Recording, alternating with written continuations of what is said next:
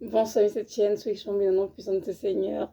Vous êtes bien sûr va sanctifier. Nous sommes tous des vases dans les mains de notre potier qu'est le Seigneur. Nous sommes tous en formation. C'est une école vraiment de grande envergure et qui prend toute une vie justement depuis notre conversion jusqu'à notre retour au ciel. Et nous devons tous les jours persévérer dans tous les épreuves que nous devons nous. La vie chrétienne est une vie qui n'est pas du tout évidente. Elle est parsemée de beaucoup d'embûches, beaucoup d'obstacles, beaucoup d'épreuves.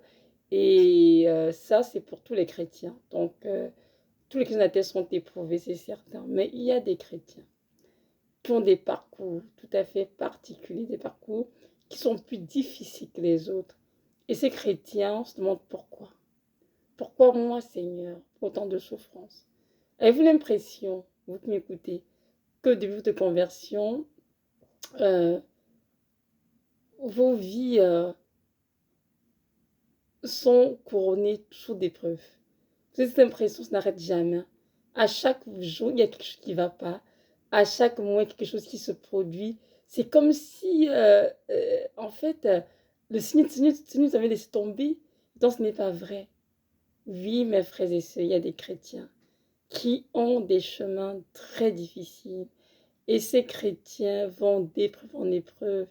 Ces chrétiens font face à des choses difficiles, des obstacles sur obstacles. Ils se demandent pourquoi. Pourquoi moi, Seigneur? Je vais te dire aujourd'hui que si ton parcours est aussi difficile, si ton sentier est aussi complexe, c'est parce que Dieu a un grand appel sur ta vie. Mais tu ne le sais pas. Tu te demandes, Seigneur, est-ce que j'ai péché contre toi, Seigneur? Est-ce que j'ai quelque chose de mauvais, Seigneur? Est-ce que je suis maudit ou maudite, Seigneur? Tu te dis, non, mon enfant, tu n'as pas péché contre moi. Tu n'es pas maudit. C'est parce que je suis en train de te former.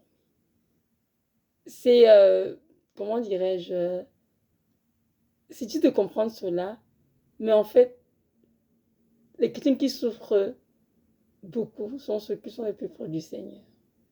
Parce que Dieu utilise en fait les effets de cette vie pour nous dépouiller du vieil homme et nous revêtir les armes de Dieu. Il utilise de cette vie pour former Christ en nous en fait, et fait de nous vraiment des femmes et des hommes accomplis à son image. Les épreuves de la vie du chrétien ont été sagement définies et permises par le Seigneur dans le but de façonner l'âme. Et ces épreuves vont continuer d'être ordonnées le Seigneur jusqu'à ce que Christ soit formé en nous. Alors, je nous encourage tous aujourd'hui à garder nos fixes sur le Seigneur et à nous en aller à lui complètement. Il y a déjà quelques années en arrière, j'avais eu mon second bébé et mes reins étaient touchés, donc j'étais en dialyse. J'avais beaucoup maigri et j'avais un bébé de 2 mois, j'étais en train de me dialyser parce que mes reins ne fonctionnaient pas. Et dans la détresse, je pleurais. Je disais, Seigneur, qu'est-ce qui se passe, Seigneur? Je te connais. Je mange avec ton nom, Seigneur. Je ne vis que pour toi. Qu'est-ce qui va ma vie, Seigneur? Pourquoi j'ai l'impression que je suis un jouet dans les mains de l'ennemi? Le Seigneur m'a dit, non, mon enfant. Loin de toi cette pensée. Tu n'es pas un jouet dans les mains de l'ennemi. Tu es tout simplement la femme que je devais former. La ancienne est venue, je vais la détruire. Je vais la déformer afin de former une lame selon mon cœur de toi. Ce que tu vis maintenant, Evelyne, sont des choses que j'ai permises. Pour l'instant, tu ne comprends pas tout ce qui se passe dans ta vie, mais un jour, mon enfant, tu comprendras ce qui se passe. Mais sache que si tu vis la vie que j'ai pour toi, c'est celle qui vient avec tout ce que tu vis en ce moment. À moins que tu veux vivre une autre vie que tu as choisie pour toi, dirigée par toi, c'est toi qui décides. J'ai dit non, Seigneur, je veux vivre la vie que tu as pour moi. Il a dit alors, la vie que j'ai pour toi, j'ai tout ce que tu vis en ce moment, ta santé. Et c'est moi qui permets tout ça, car je t'ai dit, un jour, tu me demandas pourquoi. Les choses sont ainsi.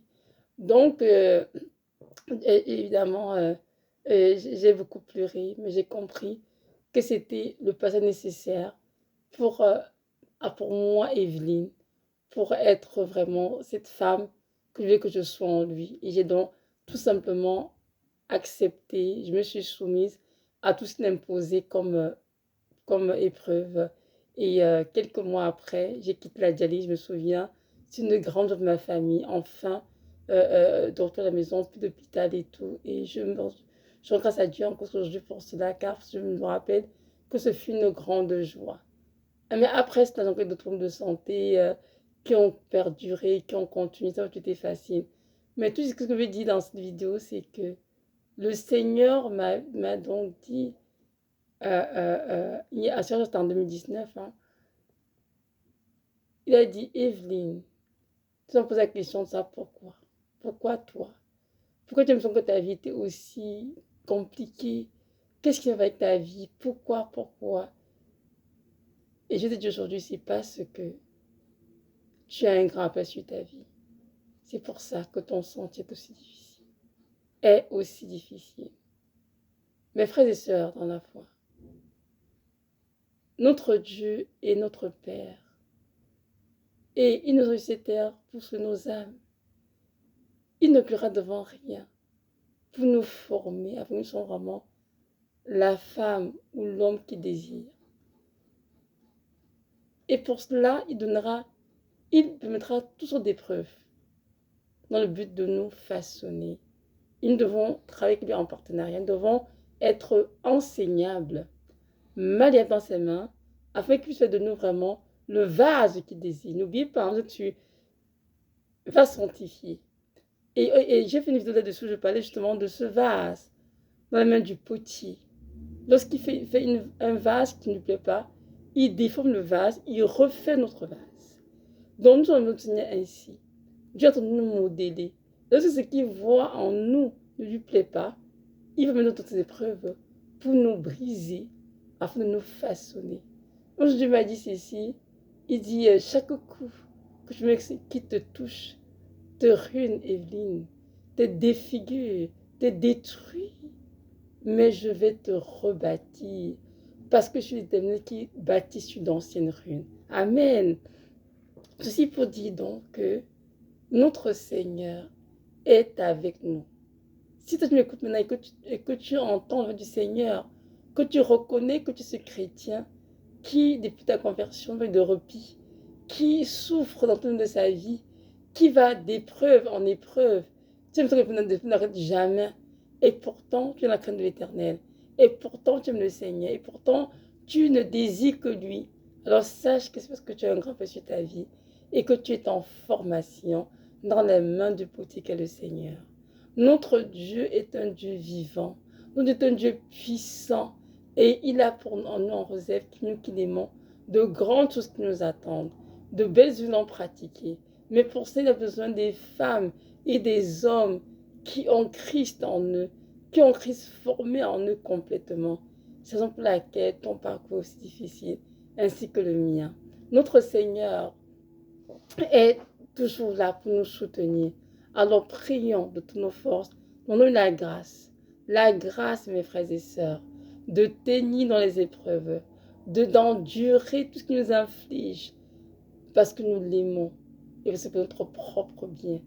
Et notre Dieu qui est fidèle nous donnera la grâce pour accomplir toutes choses.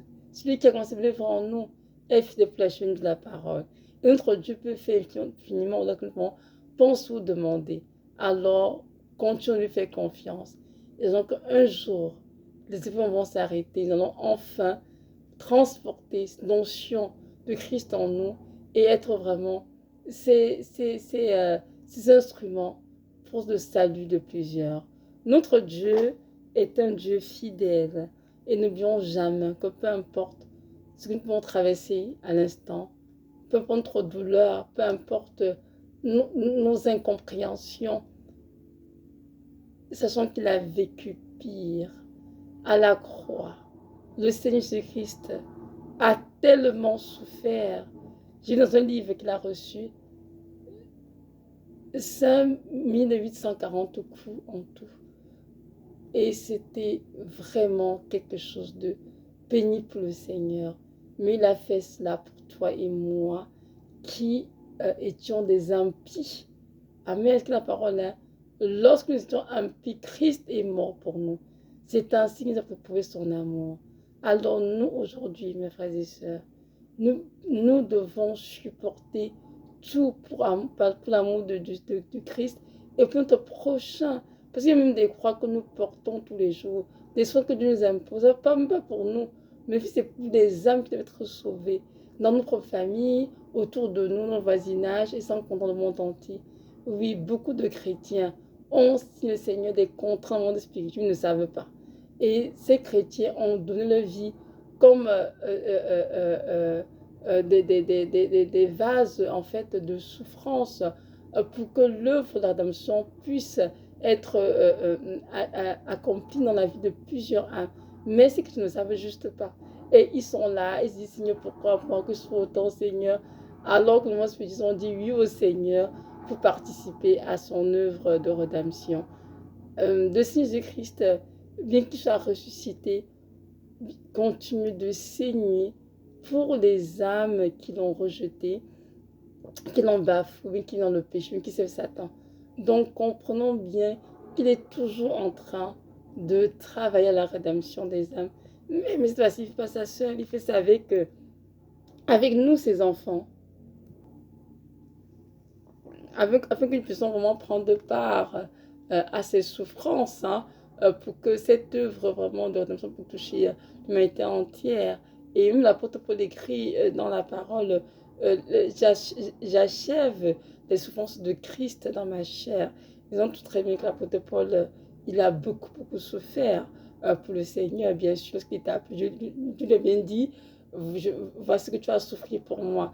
Et finalement, l'apôtre Paul a beaucoup souffert, mais beaucoup d'entre eux étaient souffrent de son ministère.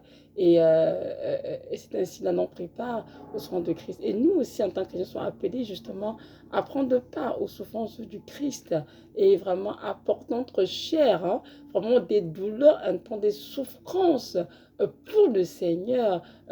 Donc, on est dans 1 Pierre 4, 1 Pierre 4, d'un Pierre 4, Pierre nous exhorte de ne pas être surpris comme une chose étrange de la fin dans laquelle nous sommes en ce moment, car tous les chrétiens du monde entier passent par là, c'est-à-dire par le feu des épreuves en fait. Il disait plutôt de nous réjouir que nous avons part ainsi aux souffrances de Christ, afin de ce qu'il a fait dans sa gloire, que nous soyons dans la joie, dans l'église, nous aussi. Amen.